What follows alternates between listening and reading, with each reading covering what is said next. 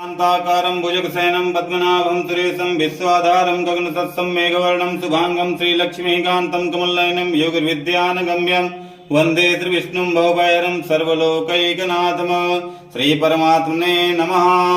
अथ विष्णुसहस्रनामस्तोत्रम्। ॐ यस्य स्मरणमात्रेण जन्म संसारबन्धनात् विमुच्यते नमस्तस्मै विष्णवे प्रभविष्णवे।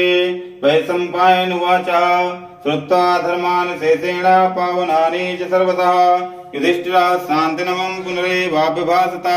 युधिष्ठिरुवाच किमेकं दैवतं लोके किं वाप्येकं परायणं सुवन्ताकं कमर्चन्ता प्राप्नुर्मानवा शुभम्। को धर्मः सर्वधर्माणां भवतः परमो मतः किं जपनमुच्यते जन्तुर्जन्म संसारबन्धनात्। भीष्मुवाच जगत्प्रभुं देवदेवमनन्तं पुरुषोत्तमम् सुवन्नाम सहस्रेण पुरुषा सततोत्थिता तमेव